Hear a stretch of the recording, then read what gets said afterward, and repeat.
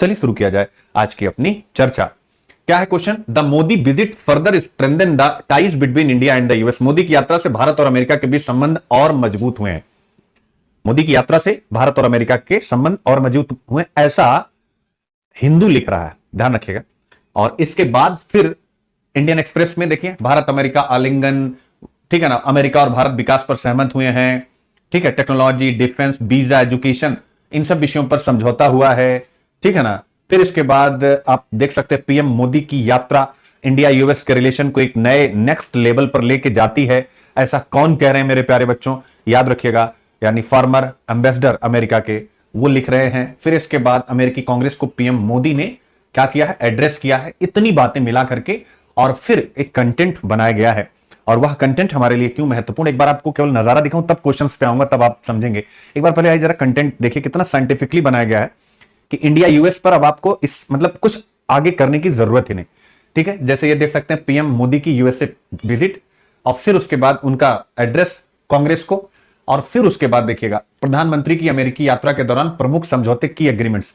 एक एक चीज देखिए, ऑन टेक्नोलॉजी पार्टनरशिप, यानी तकनीक में हमने क्या क्या किया है, मैं 1 2 3, ठीक है, ठीक है। फिर इसके बाद 3 4, यह है टेक्नोलॉजी में, ठीक है। अब टेक्नोलॉजी वाला जैसे ही खत्म होगा तो क्या वो निबंध आपके सामने आके लग नहीं जाएगा? अंतरराष्ट्रीय संबंधों में मौन कारक के रूप में प्रौद्योगिकी, चलो बच्चे बताओ लगेगा कि नहीं लगेगा? अंतरराष्ट्रीय संबंधों में यानी इंटरनेशनल रिलेशंस में, अंतरराष्ट्रीय संबंधों में, इसको शॉर्ट फॉर्म में आईआर यानी इंटरनेशनल रिलेशन में मौन कारक के रूप में, साइलेंट फैक्टर के रूप में, मौन कारक के रूप में प्रौद्योगिकी, ठीक है ना। इसका मतलब यह है प्रौद्योगिकी यानी इंटरनेशनल रिलेशन में साइलेंट फैक्टर होता है क्या? टेक्नोलॉजी। ये 2020 में आपका मेंस में एसे में पूछा गया। अब मैं आपसे पूछना चाहता हूं कि इस क्वेश्चन को अगर टिकल करना है तो जो टेक्नोलॉजी वाला पूरा 4 पॉइंट है, आप लिखेंगे नहीं कि अभी रिसेंट यानी हालिया पीएम मोदी की यूएस यात्रा में जो टेक्नोलॉजी से संबंधित 4 एग्रीमेंट्स हुए हैं और उसकी जो इंपॉर्टेंस अभी मैं बताने वाला हूं, उसकी इंपॉर्टेंस को बताते हुए आप कहेंगे नहीं यह जो एग्रीमेंट है टेक्नोलॉजी से संबंधित, और यह इंडिया और यूएस के बीच में एक साइलेंट फैक्टर के रूप में काम कर रही है और दोनों नजदीक आ रहे हैं टेक्नोलॉजी कोऑपरेशन में, आप देख सकते हैं। तो फिर हम लिखेंगे इस प्रकार, हम कह सकते हैं कि अंतरराष्ट्रीय संबंधों में मौन कारक के रूप में टेक्नोलॉजी, इंटरनेशनल रिलेशंस में साइलेंट फैक्टर के रूप में टेक्नोलॉजी महत्वपूर्ण भूमिका निभा रही। लिख सकते हैं कि नहीं लिख सकते? फटाफट बताइए। तो ऐसे ही, इसलिए मैंने कहा कंटेंट बहुत बड़ा। फिर इसके बाद 4 पॉइंट हो गया यानी टेक्नोलॉजी हो गया। अब इसके बाद आता है, ठीक है, 5 पॉइंट हुआ टेक्नोलॉजी, ठीक है, छठा भी हो गया टेक्नोलॉजी। अब देखिए डिफेंस, ऑन डिफेंस पार्टनरशिप, ठीक है। ये मैं इसलिए बता रहा हूं क्योंकि कई आईक्यूआईपी के क्वेश्चन है, फिर आपको और अच्छे से समझ में आएंगे, ठीक है। डिफेंस में देखिए 3 पॉइंट हो गए आपके सामने, 4 पॉइंट हो गया। फिर इसके बाद ऑन पीपुल सेंट्रिक एफर्ट यानी जनता के लिए जन उन्मुख, जन केंद्रित क्या क्या प्रयास किए गए वीजा वगैरह के ऊपर, 1 2 3। फिर इसके बाद चौथा cooperation in the Indo Pacific, चूंकि आप सबको पता है इंडो पैसिफिक इस समय जियो पॉलिटिकल स्ट्रेटजी का एक सेंटर पॉइंट है, दुनिया की भू राजनीति का केंद्रीय बिंदु है। तो हम यहां पर कोई भी एग्रीमेंट करेंगे तो उसको आपको पढ़ना ही पड़ेगा। अगर इंडिया यूएस रिलेशन पर डायरेक्ट नहीं भी आता, इंडो पैसिफिक पे आता है, तो भी इंडिया और यूएस ने जो भी एग्रीमेंट किया, ये एग्रीमेंट कॉमन नहीं है। मोदी जी की स्टेट विजिट है, तो आप मेंस लिख रहे हैं तो आपको यहां से कोई ना कोई पॉइंट निकाल के लगाना ही पड़ेगा। इसके बाद, ठीक है, 1। फिर इसके बाद इंडो पैसिफिक इनिशिएटिव्स क्या है, ये सारी बातें। फिर इसके बाद हमने हेल्थ में, यानी ठीक है, अगला पॉइंट आ गया हेल्थ में, हमने क्या 1। फिर इसके बाद हमने आतंक और ड्रग्स से निपटने में क्या क्या किया है आपके सामने 1, ठीक है। तो इस हिसाब से कंटेंट बना है, इसीलिए मैंने कहा कि बहुत अच्छा है, आपको अच्छा लगेगा। और उससे भी अच्छा यह लगेगा कि आपको एग्जाम में इसी पैटर्न पर लिखना है। जैसे आप इस मॉडल क्वेश्चन का जो आंसर भी करेंगे, चूंकि मैंने क्या बोला है, मॉडल क्वेश्चन जो आज आपको दिया गया है आज का एकलव्य आंसर राइटिंग चैलेंज में, तो उसमें भी मैंने यही बात बोली है कि वाशिंगटन अब इंडिया के लिए चेंज हुआ है। तो आपको यह नहीं बताना है पीछे, आपको बताना है पीएम मोदी की यात्रा में जो जो बातें हुई उसके बिहाफ पर, उसके बेसिस पर उस क्वेश्चन का आंसर लिखना। तो आपको ये सारे पॉइंट्स लिखने ही पड़ेंगे, ठीक है। तो उम्मीद है कि आप सबको समझ में आया होगा। चलिए शुरू करते हैं यहां से। हो गया बच्चे? तो सारी चीजें हैं। तो GS2IR, effect of policies and politics of development and developing countries in India. तो भारत के हितों पर विकसित देशों की नीतियां, लेकिन इससे भी अच्छी यूनिट मैंने बोला था, वो लोग मिस कर गए। इसमें वो लगेगा बाइलेटरल, यानी भारत और अमेरिका के बीच में जो संबंध, द्विपक्षीय, क्षेत्रीय एवं वैश्विक समूह वाली जो यूनिट है वो लगा लीजिएगा, द्विपक्षीय। तो भारत और अमेरिका के बीच में यहां पर बातचीत है तो वो भी लगेगी, बाइलेटरल वाली भी, और इसके अलावा ये भी लगेगी, दोनों आप यहां से कर सकते हैं। अब प्रश्न क्या हुआ था, GS2 2019 में आया था, ठीक है। अब ये प्रश्न भी अपने आप में टैकल होगा आपसे, कैसे जरा देखिए। उभरती हुई वैश्विक व्यवस्था में, मान लीजिए ये क्वेश्चन 2023 में आ जाए, ठीक है, या 2024 में आ जाए, या 2025 में आ जाए, जब भी आ जाए, उभरती हुई वैश्विक व्यवस्था में, यानी जो न्यू वर्ल्ड ऑर्डर इमर्ज कर रहा है, भारत द्वारा प्राप्त नौ भूमिका के कारण उत्पीड़ित एवं उपेक्षित राष्ट्रों के मुखिया के रूप में दीर्घकाल से संपोषित भारत की पहचान लुप्त हो गई है। विस्तार से समझाइए। The long sustain image of India as the leader of the oppressed and marginalised nations has disappeared on account of its new found role in the emerging global order. आपको एलोबरेट करना है। तो अब आप देख सकते हैं, यानी क्या अब हम केवल उत्पीड़ित एवं उपेक्षित राष्ट्रों के मुखिया ही नहीं है, यानी ऑप्रेस्ड एंड मार्जिनलाइज्ड नेशन के केवल लीडर नहीं है, अभी तो हम क्या हो गए हैं, अब इंडिया को एक लीडर की भूमिका मिली। तो आप लिखेंगे हां, यस, इंडिया आज भी उत्पीड़ित एवं उपेक्षित राष्ट्रों का मुखिया है, क्योंकि वह उनके मुद्दे उठाता है, चाहे वो यूएन में हो, यहीं से स्टार्ट करेंगे, चाहे वो यूएन में हो और चाहे वह कहां पर हो, यानी WTO में हो या G20 की प्रेसिडेंसी है उसके माध्यम से भी। तो इंडिया ने जो आफ्टर इंडिपेंडेंस या हम कहें बिफोर इंडिपेंडेंस, इंडिया ने अपनी फॉरेन पॉलिसी के लिए जो प्रिंसिपल्स तय किए थे, यानी ड्यूरिंग नेशनल मूवमेंट, राष्ट्रीय आंदोलन के समय भी हम उसी प्रिंसिपल पर, उन्हीं सिद्धांतों पर चल रहे हैं, जिसमें हमने जो अल्प विकसित देश हैं, जो विकासशील देश हैं, उनके इंटरेस्ट को हमेशा अपनी फॉरेन पॉलिसी में सेंट्रिक यानी केंद्रीय भूमिका दी है। तो ये तो आप लिखेंगे, हम पीछे हटे नहीं है, ठीक है ना, वो अभी भी है, ठीक है, लुप्त हो गई कह रहा नहीं, ठीक है। अब इसके बाद इतना लिखने के बाद हम आएंगे हां, यानी पैराग्राफ, यस, आज भारत ग्लोबल लीडर के रूप में अपनी पहचान डेवलप कर रहा है, और जिसके एग्जांपल्स में आप लिखेंगे, अब ऑब्वियस है, अभी हम अमेरिका वाले बात करें तो आप लिखिए पहला पॉइंट, इंडिया के पीएम की यूएस की स्टेट विजिट, और वहां पर जो भी समझौते किए गए, एग्रीमेंट्स किए गए, उनकी लिस्ट 1 2 3 4 5, ठीक है, एक पैराग्राफ आपका कंप्लीट। फिर उसके बाद अगला G20 की प्रेसिडेंसी, फिर अगला संघाई कोऑपरेशन ऑर्गेनाइजेशन की प्रेसिडेंसी, फिर अगला, ठीक है ना, आप जो भी डालना चाहते चले जाए। तो इस हिसाब से आपको इस क्वेश्चन को टैकल करना है, ठीक है। तो ये महत्वपूर्ण। अब आगे बढ़ते हैं। 2019 में आया था कि वाशिंगटन इंडिया को लेकर के कोई ऐसी स्ट्रेटजी नहीं बना पाया है कि वह भारत के आत्मसम्मान, उसकी आकांक्षा, उसके सेल्फ एस्टीम, उसके एम्बिशन को सेटिस्फाई कर सके। 2019 में आपसे यह प्रश्न पूछा गया, ठीक है, अच्छी बात है। अब ये 19 का प्रश्न था। आज जिस तरीके से ये एग्रीमेंट्स हुए हैं, और अभी हम लोग कुछ दिन पहले ही पढ़ रहे थे कि इंडिया MSP का पार्ट नहीं है, मिनरल स्ट्रेटेजिक जो पार्टनरशिप है क्रिटिकल मिनरल्स के लिए भारत, अब देखिए भारत उन सब का मेंबर हो चुका। तो इसका मतलब है कि वाशिंगटन इंडिया को अपनी ग्लोबल स्ट्रेटजी में एक सेंट्रिक रोल दे रहा है। तो इसीलिए मॉडल क्वेश्चन चेंज कर दिया गया आज के अकॉर्डिंग, यानी 19 में। आज कितने साल हो गए, आज आप देख सकते हैं लगभग 3-4 साल। आप मेंस लिखेंगे 5वां साल, 6ठा साल, तो एक ग्लोबल सिनेरियो एक साल में बदल जाते हैं, बदलते नहीं। रशिया यूक्रेन का संकट हुआ, आप देखिए ग्लोबल इंटरनेशनल रिलेशन का सिनेरियो कैसे चेंज होता चला गया। रशिया कहां पहुंच गया, चाइना रशिया के पास पहुंच गया। यानी अगर रशिया यूक्रेन वॉर ना हुआ होता तो शायद चाइना और रशिया अच्छे मित्र होते, क्योंकि वो पहले से हैं, लेकिन इतनी घनिष्ठता नहीं होती, क्योंकि रशिया अकेला पड़ा था, खुल के उसका साथ देने वाले लोग नहीं थे, जिसमें चाइना ने उसका साथ खुल के दिया है। तो वो हिस्टोरिकली यानी ऐतिहासिक रूप से अपने बायलैटरल रिलेशन में आज सबसे करीब संबंधों में है, जब से उन दोनों का एक नेशन के रूप में अस्तित्व हमारे सामने आया, ठीक है, एक पॉइंट ये। और इंडिया देख सकते हो आप, यानी अमेरिका के सैंक्शन लगाने के बाद भी इंडिया रशिया के साथ ट्रेड कर रहा है। ध्यान से समझे, तो चीजें एक साल में कितनी चेंज हो गई, सिंपल सी बात है। तो इसलिए बहुत तेजी से बदलते हैं। 19 का क्वेश्चन था, 20, 21, 22, 23 में लिखने जा रहे हैं 4 साल, फिर उसके बाद आप लिखेंगे 24 में 5 साल। तो इसीलिए मैंने लैंग्वेज चेंज कर दी है। In the recent years Washington has given India a significant position in its strategic policies which has satisfied India's national esteem and ambitions. हाल के वर्षों में वाशिंगटन ने भारत को अपनी रणनीतिक नीतियों में महत्वपूर्ण स्थान दिया है, जिससे भारत का राष्ट्रीय सम्मान और महत्वाकांक्षा संतुष्ट हुई है।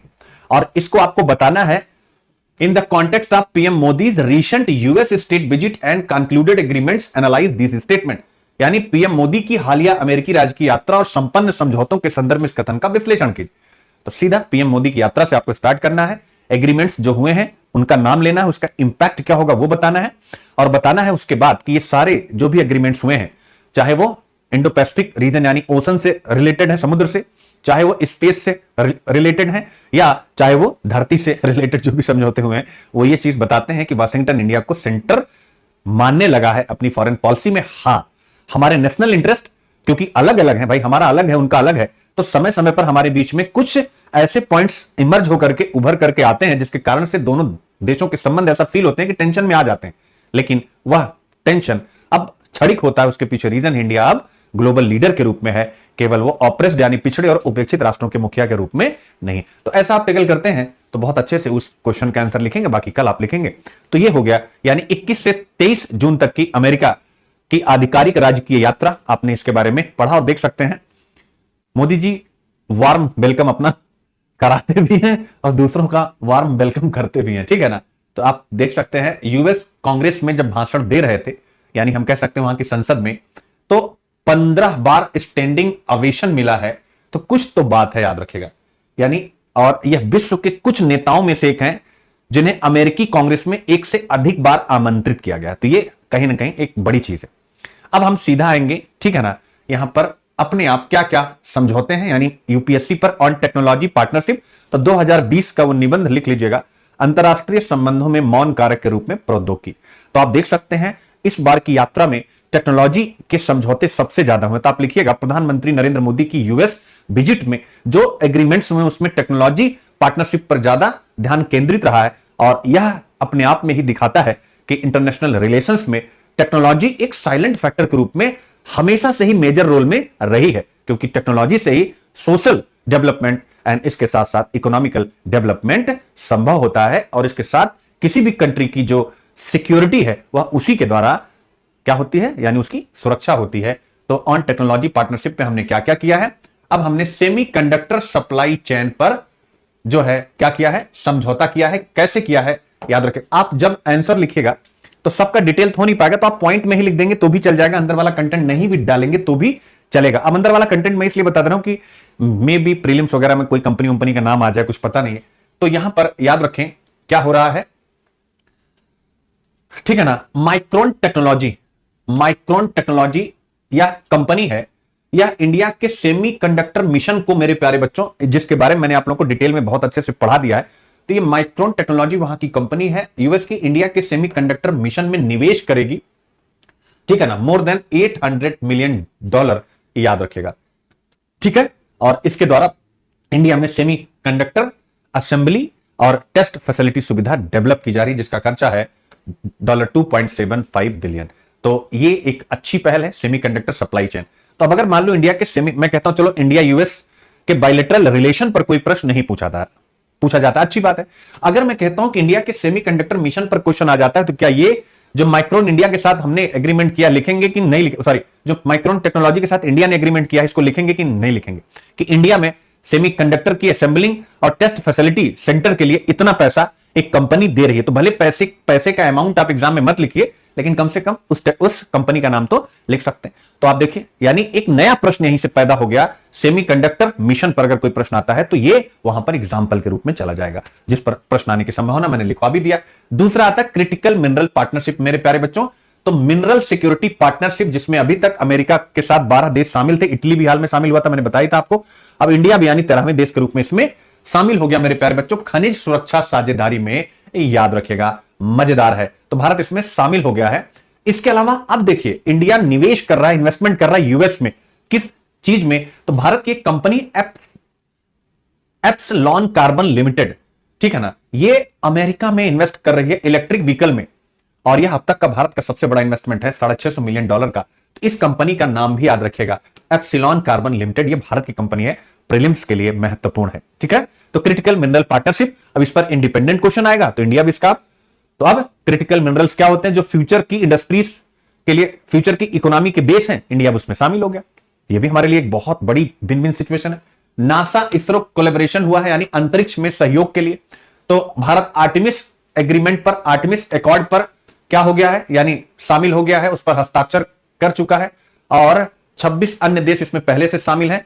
और यह आर्टेमिस मिशन क्या करेगा, मून, मार्स और उसके आगे स्पेस में रिसर्च करेगा, तो भारत भी उसका एक हिस्सेदार हो गया। यह भी एक बड़ी बात है, ठीक है। अब मैं क्या कह रहा हूं, अब आप अगर केवल ये पढ़ेंगे इंडिया यूएस के बीच में क्या एग्रीमेंट हुआ तब तो ठीक है, लेकिन अगर आप यहीं पर साइंस टेक्नोलॉजी जीएस 3 पढ़ना चाह रहे हैं और स्पेस पर कोई क्वेश्चन आ जाए, आपके सिलेबस का पार्ट है, आप चेक करिएगा जीएस 3 साइंस एंड टेक में स्पेस यानी अंतरिक्ष सिलेबस का एक पार्ट है। अब अगर वहां से ये प्रश्न आपसे पूछ ले, ठीक है ना, स्पेस साइंस के ऊपर, हिंदुस्तान के स्पेस में हमारी अचीवमेंट्स के ऊपर, तो क्या एक पॉइंट आप वहां एग्जांपल के रूप में नहीं लाएंगे? हाल ही में पीएम मोदी की स्टेट विजिट में नासा इसरो के बीच में स्पेस को लेकर के एक गठबंधन बना है। आर्टेमिस अकॉर्ड के बारे में बहुत कुछ मैंने आपको बताया है, ठीक है ना, क्लियर है। यह कब लॉन्च किया गया था? 2020 में। इसके 8 संस्थापक सदस्य थे, फाउंडिंग मेंबर्स थे। सबका नाम आप प्रीलिम्स के लिए पढ़ लीजिएगा, मुझे बताने की जरूरत नहीं। Australia, Canada, Italy, Japan, Luxembourg, United Arab Emirates, UK, United State of America, जिसका रोल क्या है कि मंगल ग्रह और उसके आगे, यानी क्या है, मार्स और उससे आगे स्पेस का एक्सप्लोरेशन करना, यानी स्पेस के बारे में नई नई खोजें करना, याद रखिएगा, ठीक है ना। तो बस अब आप यहां से देख सकते हैं, इसके पहले भारत के पहले 26 कंट्री था इक्वाडोर, अब भारत शामिल हो गया है 21 जून 2023 को, भारत 27वां देश हो गया, तो ये भी हो गया। अब कल को क्या आर्टेमिस अकॉर्ड पर अलग से प्रश्न आ नहीं सकता? चलिए साइंस में आ सकता है कि नहीं, व्हाट इज आर्टेमिस अकॉर्ड और भारत के इसमें शामिल होने के क्या क्या फायदे होंगे, ये भी तो पूछ सकता है। तो इस पर भी प्रैक्टिस कर लीजिएगा जो मैं बोल रहा हूं।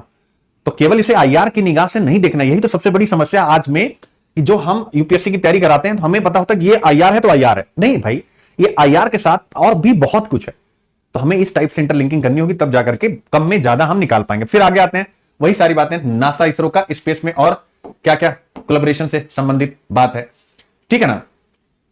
तो नासा इसरो के जो एस्ट्रोनॉट्स होंगे, ठीक है, जो स्पेस में जाएंगे उनको प्रशिक्षित करेगा, ठीक है ना। इसके अलावा इंटरनेशनल स्पेस स्टेशन बनाने के बारे में भी भारत के साथ समझौता हुआ है, याद रखिएगा।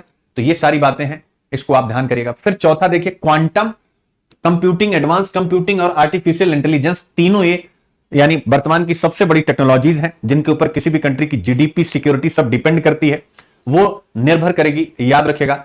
तो अब आप देखें, इनमें सहयोग करने के लिए भारत और अमेरिका ने क्या किया, Indo US quantum coordination mechanism बनाया है, यानी क्वांटम कंप्यूटिंग पर रिसर्च करने के लिए यह एक सिस्टम बनाया गया है, जिसमें पब्लिक और प्राइवेट पार्टनरशिप होगी। मेरे प्यारे बच्चों, संयुक्त भारत अमेरिका क्वांटम समन्वय तंत्र बनाया गया है, जिसमें क्वांटम, आर्टिफिशियल इंटेलिजेंस और जो भी एडवांस वायरलेस टेक्नोलॉजीज होंगी, उन्नत वायरलेस तकनीक होंगी, उन पर मिल करके यानी ज्वाइंट रिसर्च किया जाएगा।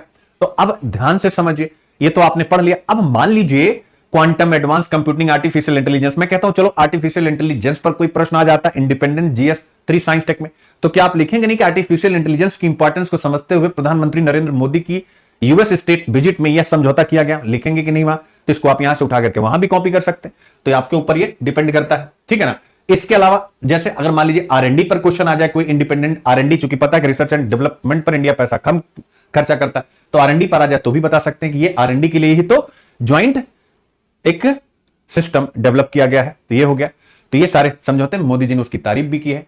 फिर कटिंग एज रिसर्च, यानी नए नए रिसर्च, कटिंग एज यानी न्यू एडवांस रिसर्च, ठीक है ना। तो कटिंग एज यानी नए नए युग के अनुसार रिसर्च, मेरे प्यारे बच्चों। तो आप देख सकते हैं यूएस के, अमेरिका के नेशनल साइंस फाउंडेशन ने अनाउंस किया है कि वो 35 ज्वाइंट रिसर्च कोलैबोरेशन करेगा, 35 संयुक्त अनुसंधान सहयोग, किसके साथ? इंडिया के department of science and technology के साथ। तो इसको भी आप याद रखिएगा मेरे प्यारे बच्चों, ठीक है ना। तो ये महत्वपूर्ण है, यानी इमर्जिंग टेक्नोलॉजीज पर भी सहयोग अमेरिका करेगा, किसके साथ? इंडिया के ministry of electronics and information technology के साथ। आप देख सकते हैं इमर्जिंग टेक्नोलॉजीज, यानी उसी को बोलते हैं कटिंग एज, ठीक है, नए युग की तकनीक और नए युग का रिसर्च। तो 5 पॉइंट यहां पर याद रखिए। छठा है फाइबर ऑप्टिक्स में इन्वेस्टमेंट। तो फाइबर ऑप्टिक्स में क्या है, ठीक है, तो भारत की कंपनी है स्टरलाइट टेक्नोलॉजीज लिमिटेड, इसने इन्वेस्ट किया $100 मिलियन, कहां पर? In the construction of an optical fibre cable manufacturing unit near Columbia, South Carolina, America. तो भारत की कंपनी ने वहां पर फाइबर ऑप्टिक्स में इन्वेस्टमेंट किया। तो यानी अब देखिए, ये जो हम इन्वेस्टमेंट कर रहे हैं, तो जब कोई किसी देश की कंपनी इतने डेवलप्ड कंट्रीज में इन्वेस्टमेंट कर रही है, तो इसका मतलब इंडिया की जो ग्लोबल इमेज है वो एक स्ट्रॉन्ग कंट्री की है, और यह सब उसकी एग्जांपल है। तो 6 पॉइंट हो गया, आप इसको याद कर लीजिएगा। अब आते हैं ऑन डिफेंस पार्टनरशिप, यानी रक्षा साझेदारी के ऊपर।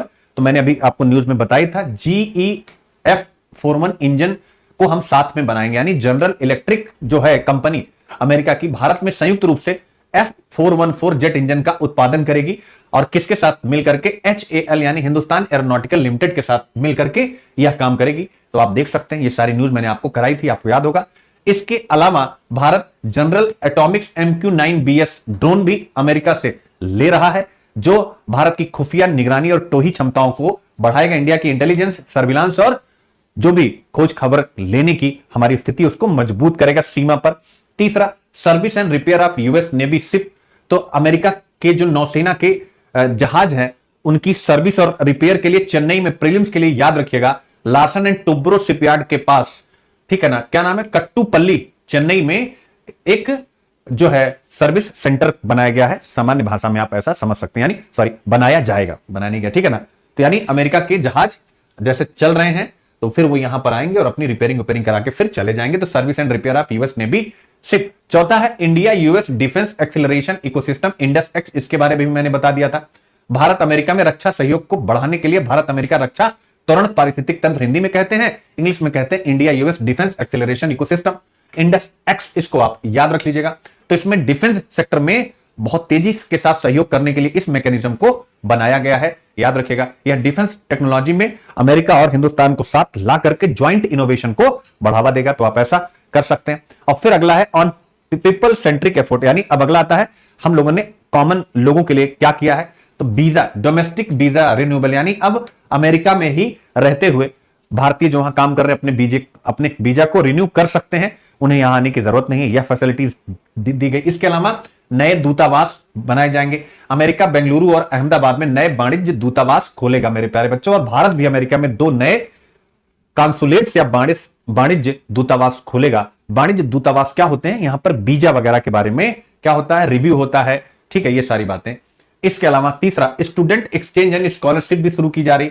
तो भारत और अमेरिका ने एसोसिएशन ऑफ अमेरिका यूनिवर्सिटीज और IIT सहित प्रमुख भारतीय शैक्षणिक संस्थानों की एक नई संयुक्त टास्क फोर्स लॉन्च की, यानी एक task force, joint task force बनाएगी जिसमें इंडिया के सबसे महत्वपूर्ण इंस्टीट्यूशंस होंगे और अमेरिका के, और इसमें स्टूडेंट हमारे यहां के अमेरिका में जाएंगे, अमेरिका के यहां आएंगे, एक दूसरे का एक्सपर्टाइज शेयर करेंगे, याद रखिएगा, ठीक है ना। तो ये सारी बात है।